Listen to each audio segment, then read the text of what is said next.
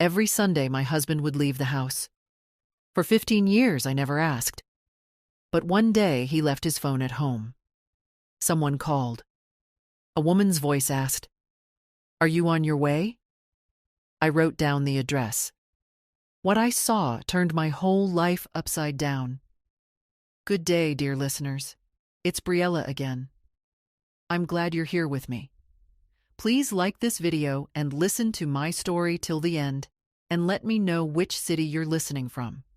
That way I can see how far my story has traveled. People always say that betrayal announces itself slowly, like a crack in a wall you pretend not to notice.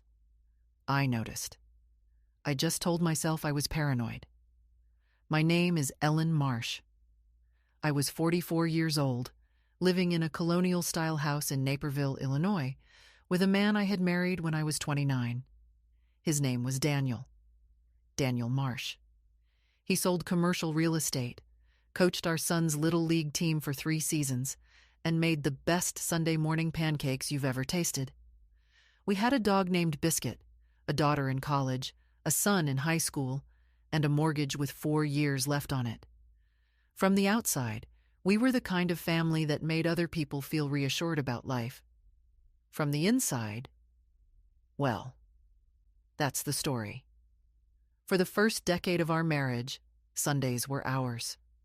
Coffee in bed, the papers spread across the duvet, the kids dragging in around 9 with cartoon-glazed eyes. Daniel would make breakfast. I would call my mother. We'd take Biscuit to the park. It was ordinary and warm and exactly what I had wanted when I was a girl watching my own parents fight over money on Sunday afternoons. Then, about 15 years into the marriage, things shifted. Gradually. The way seasons change, you don't feel the exact moment summer becomes fall, but one morning you reach for a jacket and understand that something is gone. Daniel started leaving on Sunday mornings. Not every week at first. Once a month, maybe. He'd say he was meeting a client, or catching up with his college friend Pete, or running errands that simply couldn't wait. I accepted these explanations the way you accept weather forecasts, with mild skepticism and no real plan to challenge them. What was I going to say? You're not allowed to leave the house? But once a month became twice. Twice became every single Sunday, without fail, by the time our daughter Hannah left for Northwestern. He was always gone by 9:30. He was always back by 2. He always brought something home. Coffee from a specific cafe downtown, or a newspaper, or once, memorably, a small succulent in a terracotta pot that he placed on the kitchen windowsill and never mentioned again. I started noticing the other things around year 12. The way he angled his phone away from me when a text arrived. The way his work stories became vague. Fewer names, fewer details, fewer punchlines. The way he began complimenting my appearance with a studied, deliberate consistency that felt less like love and more like management. Was I being paranoid? I asked my friend Carol that question over wine one Thursday evening. She said, "Ellen, paranoid women aren't usually wrong. They're just early." I laughed. I poured more wine. I went home and watched Daniel sleep and told myself, 15 years. 15 years of shared bills and shared children and a shared roof. I owed him the benefit of the doubt. So I stayed quiet. For 3 more years, I stayed quiet. And then came the Sunday that changed everything. It was February. One of those flat, gray Illinois mornings where the sky looks like old dishwater. Daniel was getting ready to leave. Jacket on, keys in hand, kiss on my cheek, the whole choreography I'd watched hundreds of times. I was still in my robe, holding a mug of coffee, standing at the kitchen counter. He walked out. The door closed. I turned toward the window and watched his car back out of the driveway. That's when I heard it. A buzz, low and insistent, from the counter near the fruit bowl. His phone. He had left it behind. I stared at it for a moment the way you stare at something dangerous a wasp on a windowsill, a needle on the floor. I wasn't going to touch it. I was absolutely not going to touch it.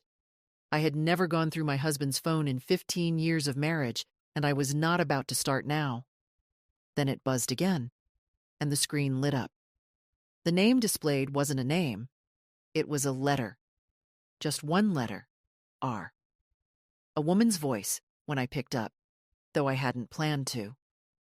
My hand had moved without instruction from my brain. The voice was low, warm, unhurried. The voice of someone who had been calling this number for a very long time. "Are you on your way yet?" My throat closed. I said nothing. The woman on the other end paused, then said it again, slightly impatient. "Daniel? Are you coming?" I put the phone face down on the counter without hanging up. I stood very still. Then, because my hands were already moving without permission, I picked it back up, opened the recent calls, found the number attached to that single initial. I wrote the address from the contact information on the back of a grocery receipt with a pen that was almost out of ink. Then I sat down on the kitchen floor, still in my robe, and stared at the wall. I didn't cry. I want you to understand that. I didn't cry. Because some part of me, some cold, ancient, self-preserving part, had already known. And knowing, finally, after 15 years of not quite knowing, felt less like a wound and more like a diagnosis. It still hurt. God, it hurt. But at least now I had a name for the pain. I sat on that kitchen floor for a long time. Biscuit came and pressed his warm, heavy head against my knee, the way dogs do when they sense something has broken in the room. I put my hand on his fur and breathed. Outside, a snowplow scraped slowly down our street. The refrigerator hummed. The kitchen clock, a ridiculous rooster-shaped thing Hannah had given us as a joke gift that somehow ended up permanently mounted on our wall, ticked through the silence. At some point, Daniel came back for his phone. I heard his car in the driveway and stood up fast, smoothed my robe, placed myself at the sink as though I'd been rinsing a mug. He came through the side door, slightly flushed from the cold. "Forgot my phone," he said. "It's on the counter," I said. He picked it up. He glanced at the screen, checking, I understood now, whether it showed any sign of disturbance. It didn't. I had put it back exactly as I found it. He looked at me. I looked at him. I gave him the small, neutral smile I had apparently been perfecting for years without realizing it. "Thanks," he said. He left again. I waited until his car turned the corner. Then I sat back down on the floor. What followed? In the days after, while Daniel moved through our house with his usual careful cheerfulness, while I cooked dinners and attended a school event for our son Tyler and walked Biscuit and answered emails, was a private, ruthless accounting. 15 years of marriage. The house, purchased together in 2011, worth approximately $480,000 now by the last assessment. The retirement accounts, joint, carefully built. Daniel's income, the dominant one for most of our marriage, though I had worked as a medical billing specialist for 11 years and recently moved to full-time. My own savings, modest but present. The children, Hannah, 21, at Northwestern on partial scholarship. Tyler, 16, a junior at Naperville Central. Then the less quantifiable losses, my sense of reality, my trust in my own perception. 15 years of small moments I would now have to re-examine like evidence at a crime scene. The succulent on the windowsill, the phone angled away, the client meetings on Sunday mornings, the careful compliments. I was terrified. I want to be honest about that, because this story is not about a woman who was never afraid. I was afraid in a very specific, domestic way. Afraid of being alone at 44, afraid of the legal complexity, afraid of what it would do to Tyler, Afraid of telling Hannah and watching her face change. Afraid, too, of being wrong. What if I had misread everything? What if R was a business contact, a family member, someone completely innocent? But I knew. The voice had been too comfortable, too familiar. Are you on your way yet? Not the voice of someone calling a colleague. The voice of someone who had been waiting, reliably, on Sunday mornings, for a very long time. I did not confront Daniel. This was the first decision, and I made it deliberately. I had seen enough friends go through divorces to understand one thing. The spouse who confronts first, without evidence, loses. They cry, they beg, they accept whatever explanation is offered, and then the other party has time to cover tracks, move assets, prepare. I was not going to do that. What I was going to do required cold thinking, and cold thinking required that I continue to appear exactly as I always had. Warm, slightly distracted, reliably domestic Ellen Marsh, while I figured out what I was actually dealing with. My first step was information. I called Carol on a Wednesday afternoon from my car in the parking lot of the grocery store. I told her everything in a flat, factual voice that surprised even me. When I finished, the silence on Carol's end lasted about 4 seconds. "Okay," she said. "First thing. Do not touch the joint accounts. Do not move a dollar. Anything that looks like financial preparation can be used against you in court." "I know," I said. "Second thing. You need a lawyer before you need proof. Just a consultation. Someone who specializes in high-asset divorce." "We're not high-asset," I said. "Ellen, your house alone—" "Right," I said. "Right." The lawyer Carol recommended was a woman named Patricia Hollis, based in downtown Naperville. I called her office that afternoon and scheduled a consultation for the following Thursday, identifying myself simply as a woman exploring her options. I paid the consultation fee from my personal account, one I had opened 6 years ago, for what I told Daniel were household management purposes. He had never asked to see the statements. That small, separate account felt suddenly like the most important thing I had ever done. The third thing I needed was the truth about R. Not suspicion, not inference. Actual, documentable truth. I pulled the grocery receipt from my coat pocket that evening, smoothed it on the bathroom counter after Daniel had fallen asleep, and looked at the address I'd written in almost dead ink. It was a residential address, on Fieldstone Drive, about 12 minutes from our house. 12 minutes. For 15 years. I folded the receipt and tucked it inside the lining of my winter coat. Then I stood in the dark bathroom and made myself a quiet promise. I was going to find out exactly who lived on Fieldstone Drive, and I was going to do it without making a single mistake. The Thursday consultation with Patricia Hollis lasted 1 hour and 20 minutes. She was a compact woman in her late 50s, with reading glasses pushed up into silver hair and the calm, efficient manner of someone who had sat across from devastated people for 30 years and learned to be useful without being sentimental. Her office smelled like coffee and paper. There was a small framed print on the wall behind her desk. "The truth will set you free, but first it will make you miserable." I appreciated the honesty. I laid out what I knew. She asked precise questions.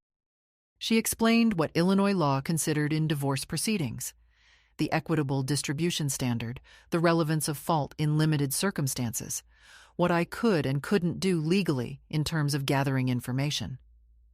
"Can I hire a private investigator?" I asked. "You can," she said. "Anything they document in a public space is admissible. Nothing that constitutes wiretapping, breaking and entering, or unauthorized access to private accounts." "What about driving past a house?" She looked at me over her glasses. "That's not illegal, Ellen." I nodded. "The more important question," Patricia said, "is what you want the outcome to be. Information or action?" "Both," I said. "In that order." She gave me a referral for an investigator, a former police detective named Gary Sutter, who worked out of a small office in Lisle. I called him from my car before I'd even pulled out of the parking structure. Gary Sutter was 60, quiet-spoken, and deeply unimpressed by everything, which I found reassuring. We met the following Monday at a diner near his office. I gave him the address on Fieldstone Drive and Daniel's Sunday morning schedule. He quoted me a flat fee for 2 weeks of documented surveillance. Photographs, time-stamped, location verified. I wrote him a check from my personal account. That same week, I drove past Fieldstone Drive for the first time. I told myself I was just orienting, getting a sense of the geography. It was a quiet residential street, well-maintained, the kind of neighborhood where people hung fall wreaths even in February because they were planners. The house at the relevant address was a tan brick 2-story with a silver SUV in the driveway and window boxes that would hold flowers when it was warmer. It looked, I thought, almost exactly like our house. That detail stayed with me for days. Meanwhile, something shifted in Daniel's behavior that week. Not dramatically. Nothing Daniel did was dramatic. But there was a new attentiveness about him. He started appearing in rooms I was in more often. He asked about my day with slightly more follow-up questions than usual. Once, he came up behind me while I was at the kitchen counter and put both hands on my shoulders in a way that felt less like affection and more like assessment. I responded to all of it with the same mild warmth I always had. But I was paying attention, and I understood, on some instinctive level, that he had sensed something.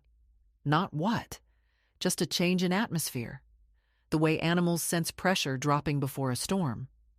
I was careful. I made no unusual phone calls from the house. I checked my email for Gary Sutter's updates only on my work laptop during lunch breaks. I kept the grocery receipt in my coat lining and the coat in the back of the closet.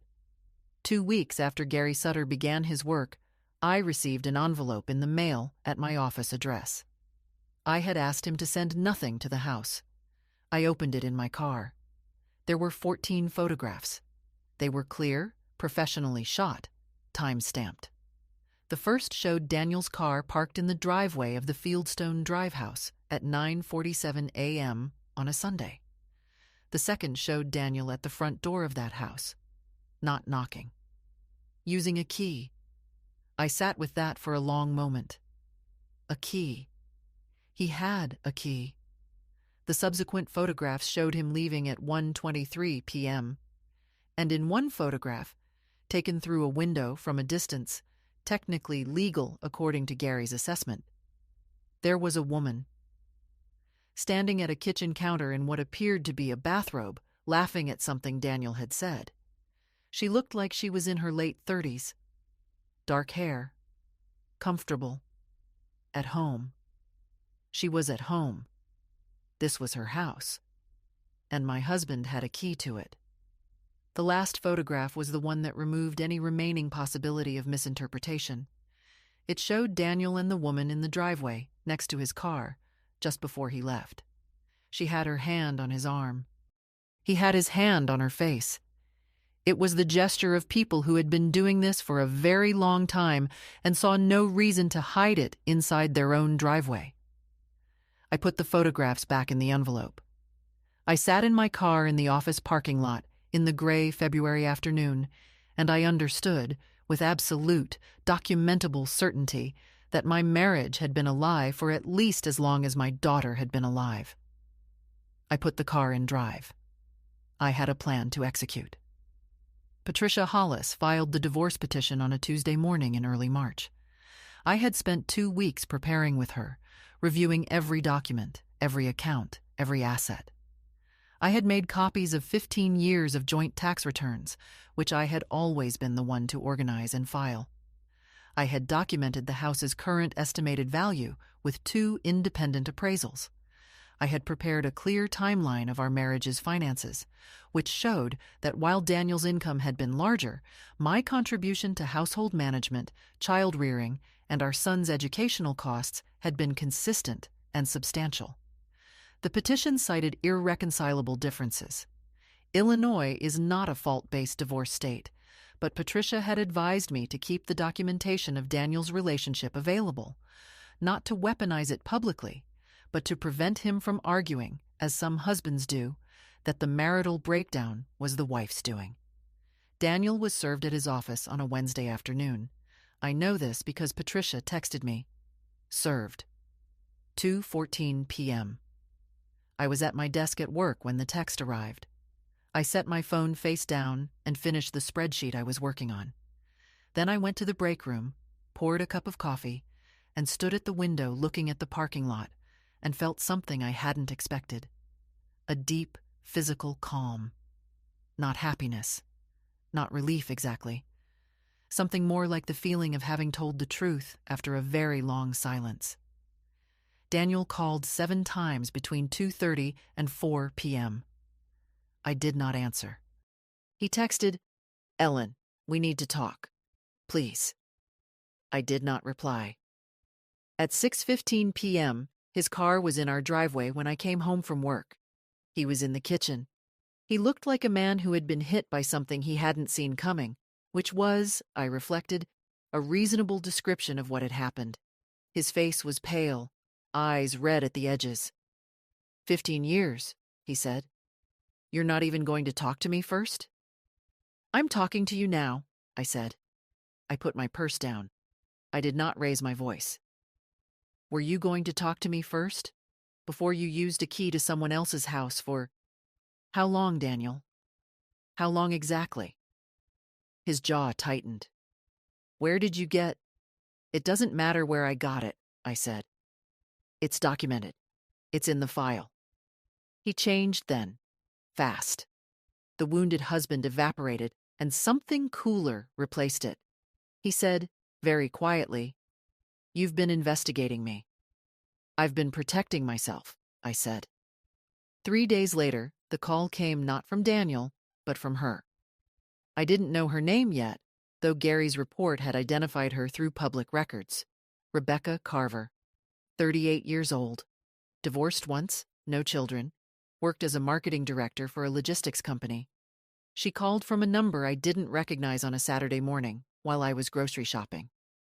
"I think we should meet," she said, when I answered. Her voice was the same as I remembered from that Sunday. Low, self-possessed. "I think there are things you don't understand about your situation." "I understand my situation quite well," I said, standing in the cereal aisle. "Daniel and I have been together for 11 years, she said. "I'm not going anywhere.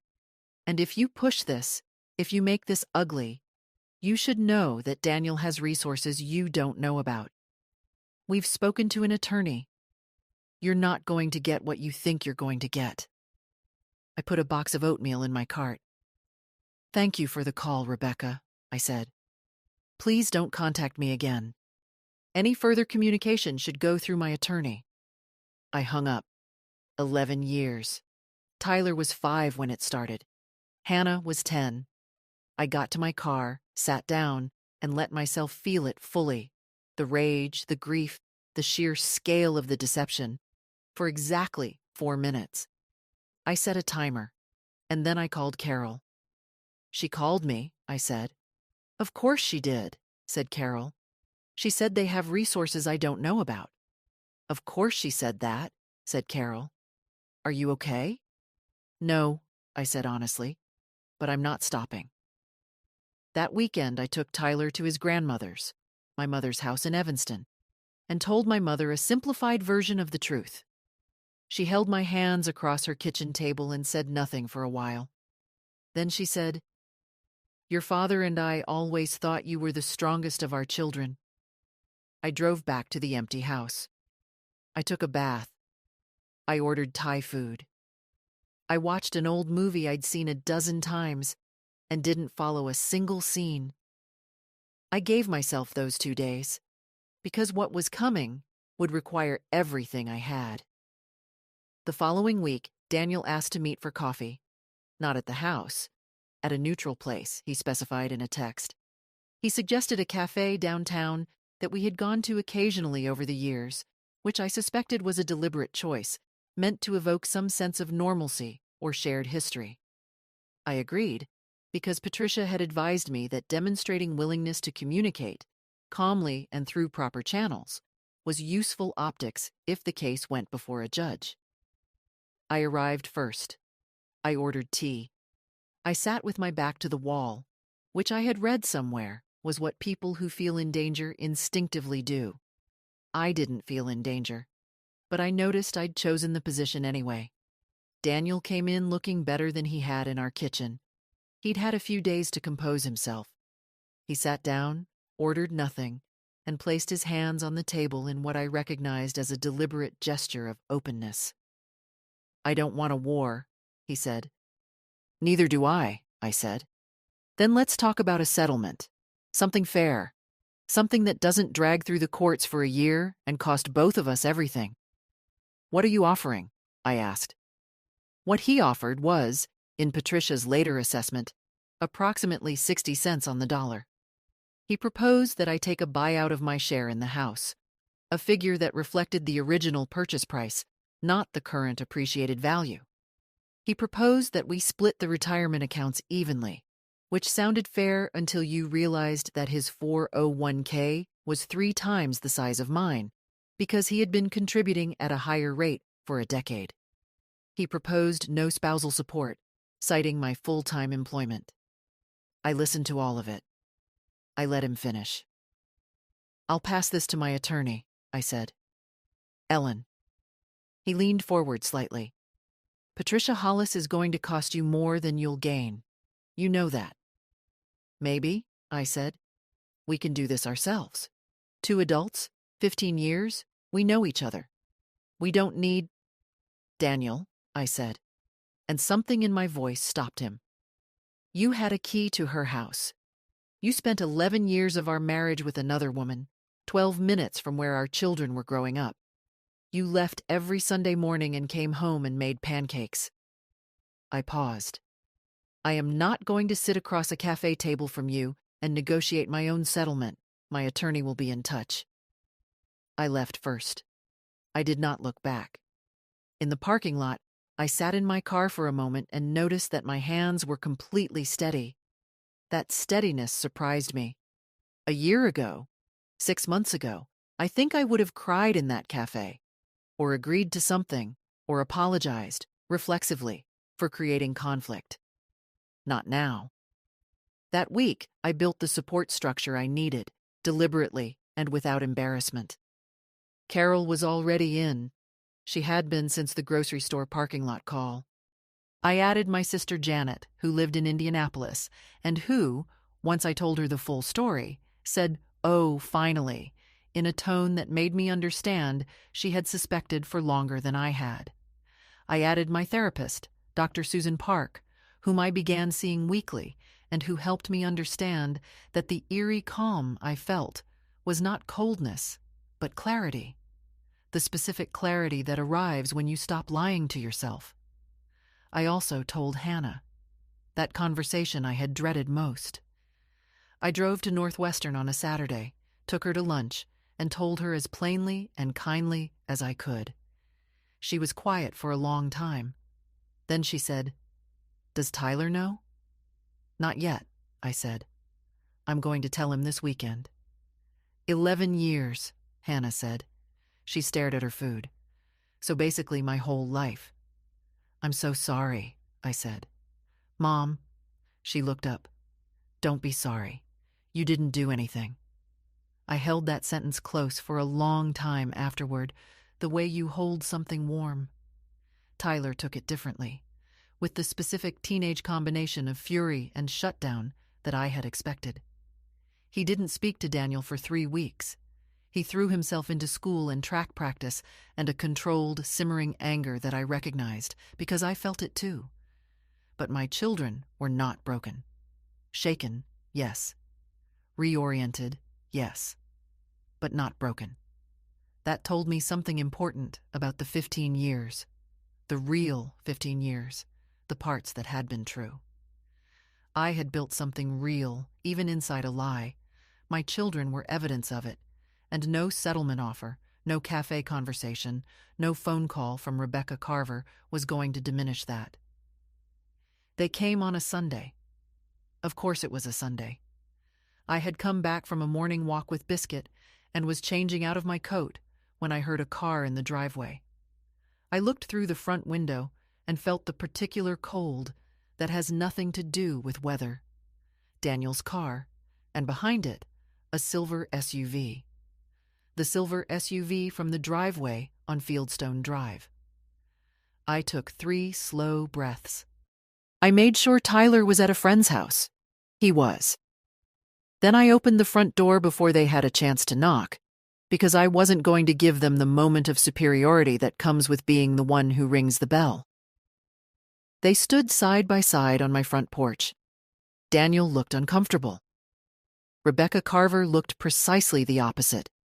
Composed, pleasant-faced, dressed in the careful manner of someone who wanted to appear non-threatening. She was attractive in a specific, groomed way. She held a small paper bag from a bakery. Croissants, I could smell. Warm ones. The deliberateness of that detail, the warm croissants, the Sunday morning, the driveway of my house, was either unconscious or it was the most audacious thing I had ever witnessed. I still don't know which. "We brought something," she said. I thought, maybe this has all gotten too formal, too adversarial. I thought maybe if the 3 of us just talked. "You're at my home," I said. I kept my voice level. "Unannounced." "We should have called," Daniel said. "I know, but every time I try to reach you—" "Through attorneys," I said. "Reach me through attorneys, Daniel." "Ellen." Rebecca's voice was very reasonable. She had a good voice for this. Warm, measured, the voice of someone professionally trained to persuade. A marketing director. Of course. "I understand that you're hurt, and you have every right to be. But I want you to understand that Daniel and I have been building something real. Something that's been real for a long time.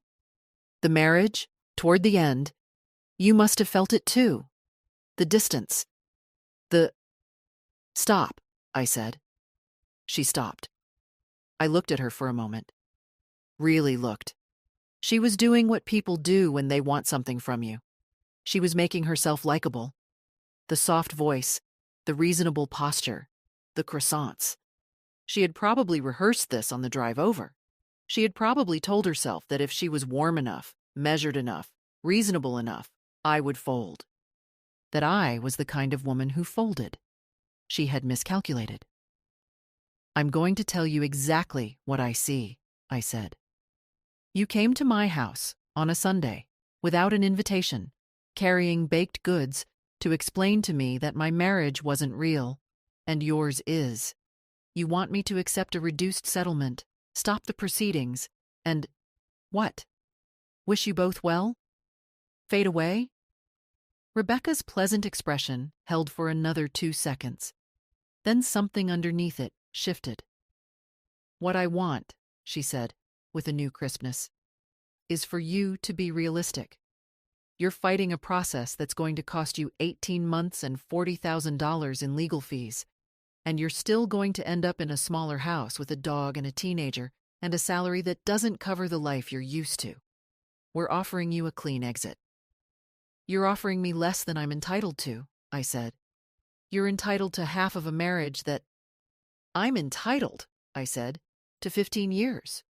15 years of tax returns, retirement contributions, property appreciation, and documented adultery that your attorneys are going to have a very difficult time explaining to a judge.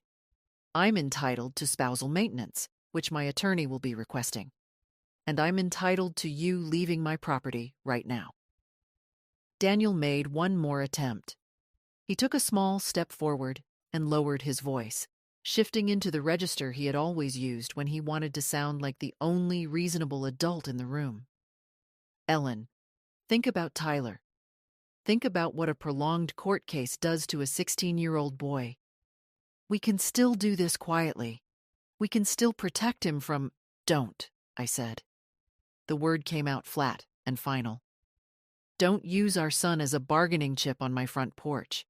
He is not a strategy. and you do not get to invoke his name to protect yourself from consequences you chose.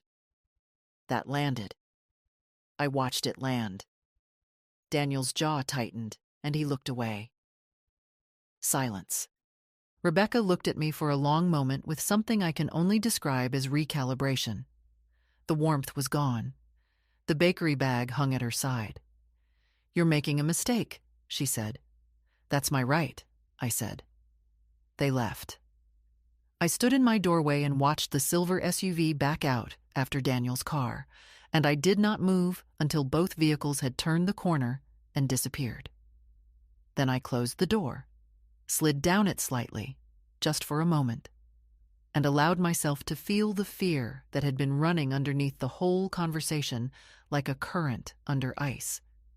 Because she wasn't entirely wrong. The process was expensive. It was slow. It was brutal in the specific way that legal proceedings are brutal: grinding, expensive, exhausting. But she was wrong about the outcome. I had Patricia Hollis. I had 14 time-stamped photographs. I had 15 years of financial documentation. I had the original purchase agreement for the house, the joint retirement statements, the tax returns. And I had the specific, steely quality of a woman who has been quiet for 15 years and has finally decided to speak. The fear, when I examined it, didn't feel like weakness. It felt like fuel. I texted Patricia. They came to the house. I handled it. Let's accelerate the timeline. Her response came in 4 minutes. Good. I have something to show you. Call me Monday morning. What Patricia had to show me on Monday morning changed the shape of everything. She had found a second account. Not a hidden account exactly. Daniel hadn't been that clumsy. But Gary Sutter, who Patricia had asked to extend his work into Daniel's professional finances, had identified a pattern of payments flowing from Daniel's commercial real estate commissions through a business entity, a small LLC registered in Delaware, that did not appear on any of our joint tax returns. The LLC had a business address that turned out to be a mail forwarding service. Over 11 years, an estimated $340,000 had been routed through it. He was keeping a separate financial life, Patricia said. For 11 years, I said. Likely corresponding to the duration of the relationship, Patricia said. The property on Fieldstone Drive. Her name is on the deed, but our forensic accountant believes he's been contributing to the mortgage regularly, for years. I thought about the succulent on the kitchen windowsill, the one he had brought home one Sunday, years ago, and never explained.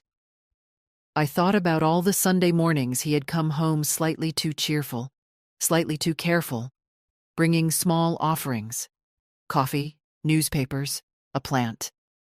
Like a man performing the role of husband for an audience he'd already stopped believing in. "What does this mean?" I asked. "It means we're not talking about equitable distribution of marital assets anymore," Patricia said. "It means we're filing an amended petition. It means we're going into that courtroom with evidence of financial misconduct during the marriage. A judge in this county will not look kindly at $340,000 diverted from marital income over 11 years. It changes your maintenance claim.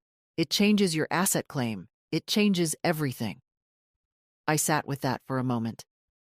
$387,000. Tyler's entire childhood, Hannah's adolescence, all those Sunday pancakes.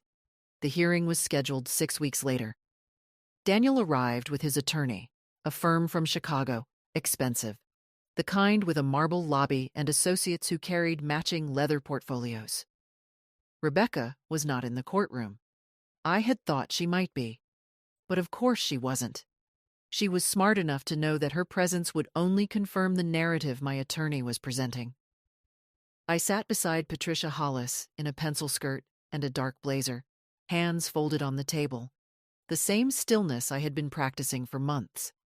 I had slept well the night before, which surprised me. I had expected to lie awake, turning everything over. Instead, I had fallen asleep early and dreamed about nothing I could remember. Daniel's attorney led with the argument that the marriage had been deteriorating for years due to mutual emotional withdrawal, a phrase I recognized from the offer he'd made in the cafe. The implication was that both parties had contributed to the breakdown, that the blame was shared, that this was a story about two people who had grown apart, not a story about one person who had built a second life 12 minutes from home. Patricia stood and presented the photographs first. She presented them methodically, each one time-stamped and narrated in a flat, factual voice. The car in the driveway, the key in the lock. 11 Sunday mornings documented across 3 months of surveillance. She did not editorialize. She did not need to.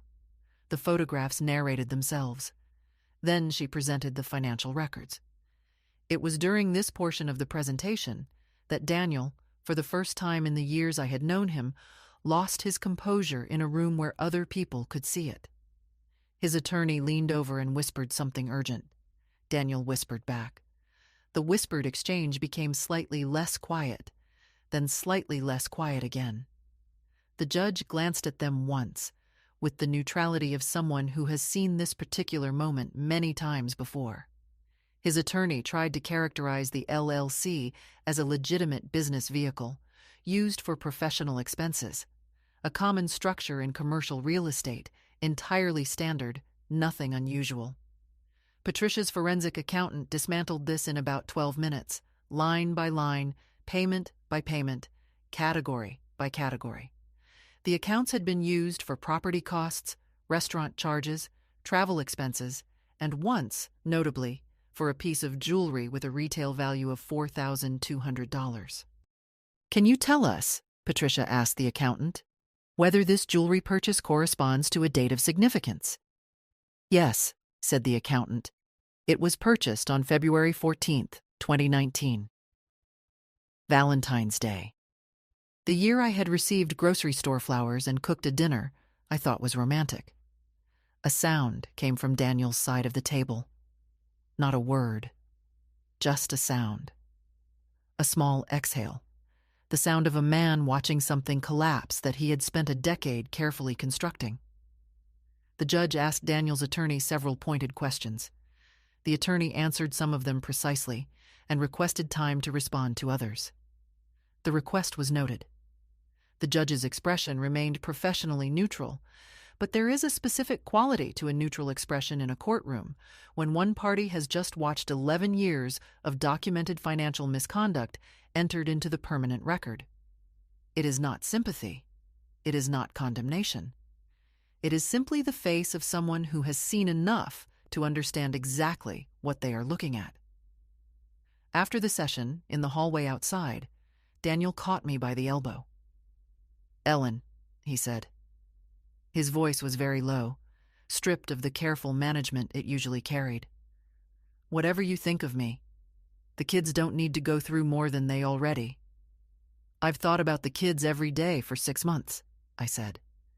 I removed my arm from his hand, gently but completely. "That's why I made sure everything was documented, so this doesn't drag on, so there's no ambiguity. So Tyler and Hannah don't spend the next 3 years watching us negotiate in the dark." He looked at me, and I saw something in his face that I hadn't expected. Not anger, not the cold calculation I'd seen glimpses of in the cafe and in our kitchen. Something more exposed than either of those.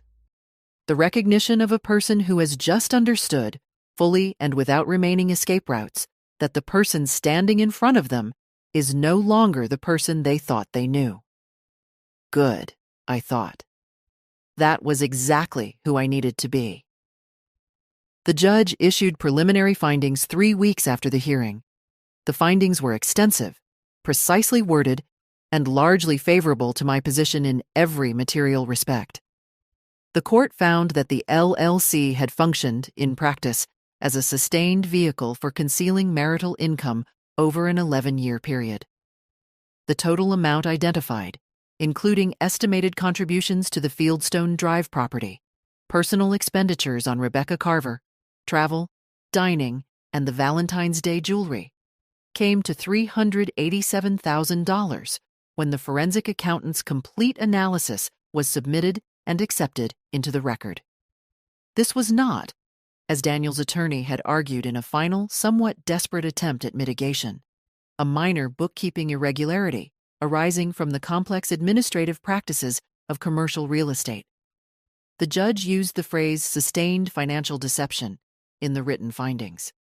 She did not use the word fraud, which carries a specific legal threshold that requires criminal intent to be proven beyond a reasonable doubt.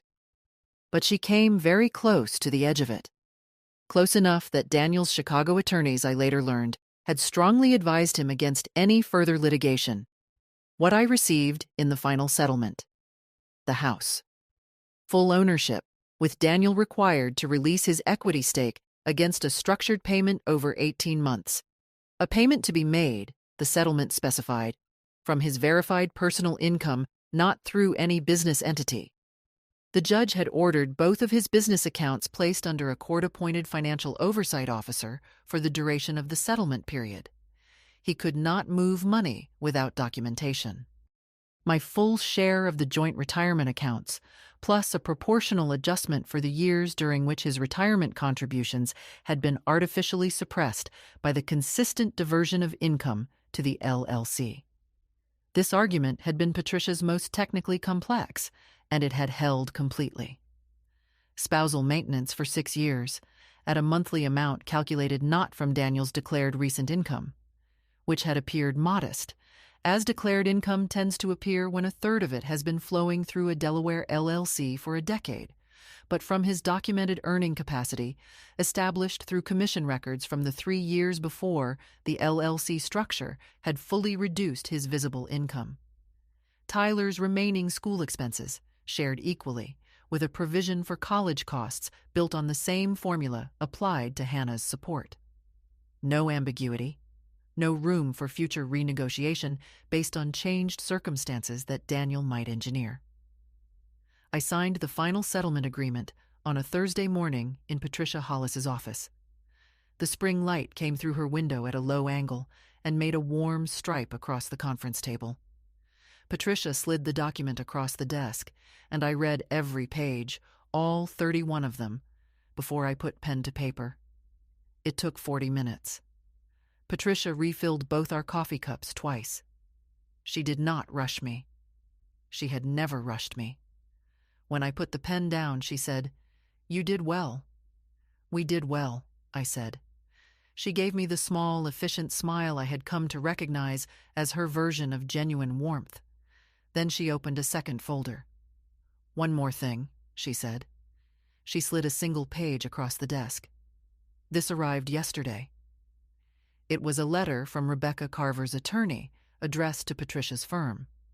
Rebecca, it appeared, had learned of the financial findings in detail, perhaps through Daniel's own attorneys, perhaps through the public record, and had retained her own legal counsel. She was pursuing a civil claim against Daniel. Her attorney characterized it as arising from fraudulent misrepresentation. She argued through counsel, made major life decisions over the course of 11 years, financial, professional, personal, based on explicit assurances Daniel had made about his intention to leave the marriage and build a future with her.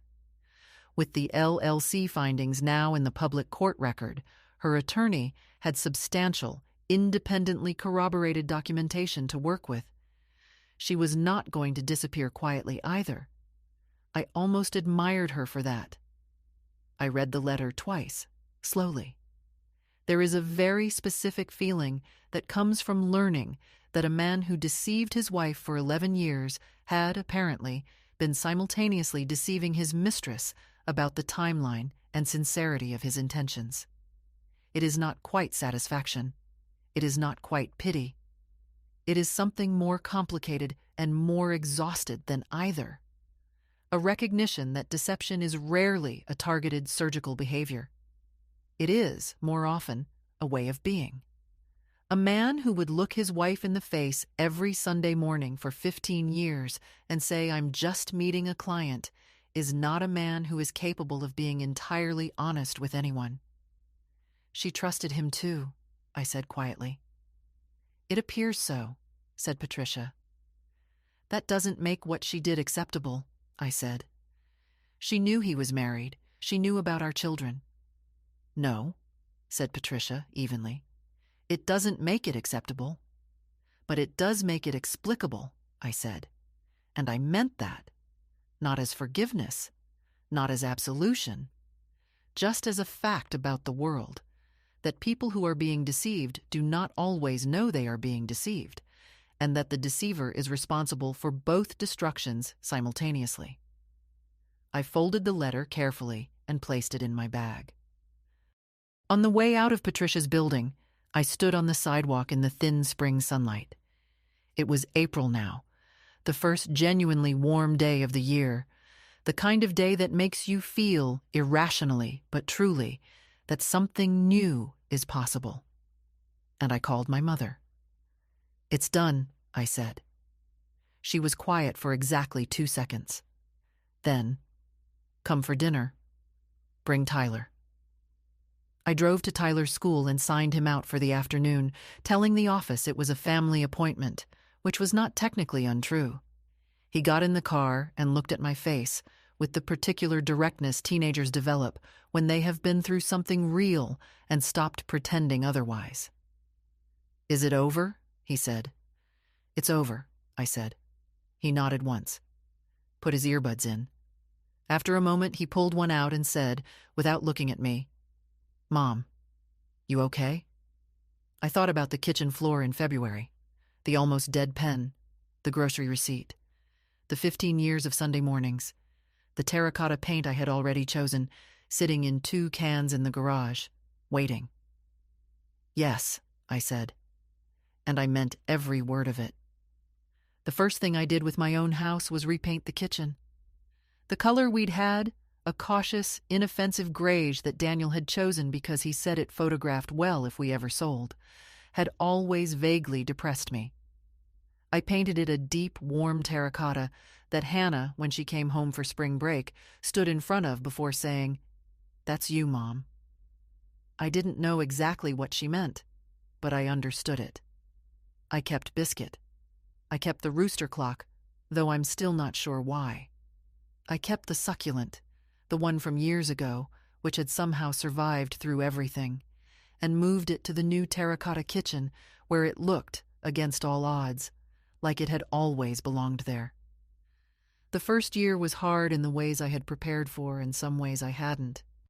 Tyler's anger had phases, at Daniel, then at the situation, then at nothing in particular, which was the hardest.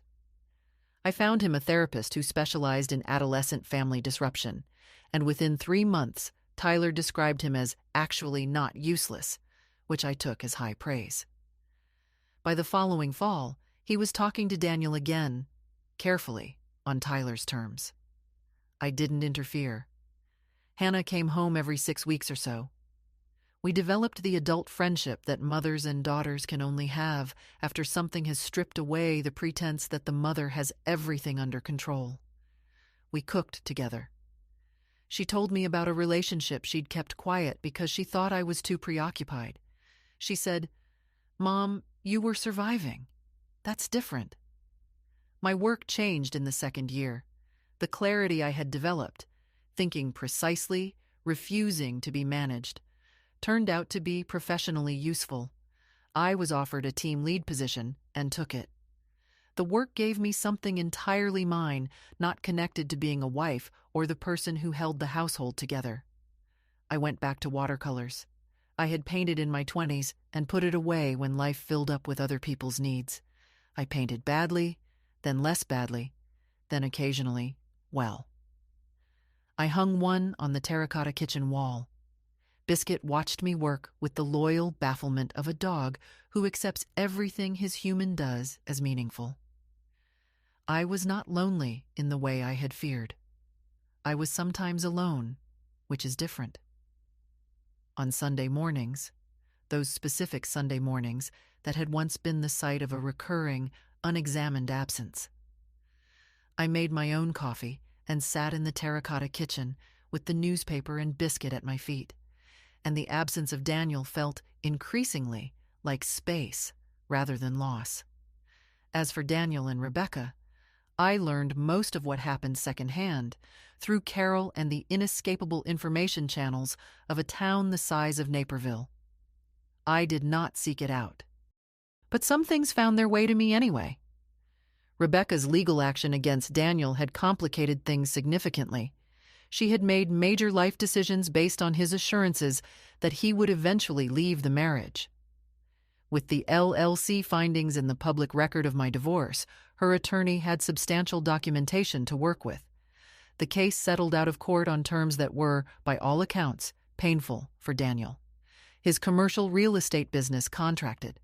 Professional relationships built on trust do not survive 11 years of documented financial concealment becoming public record. 2 significant clients left.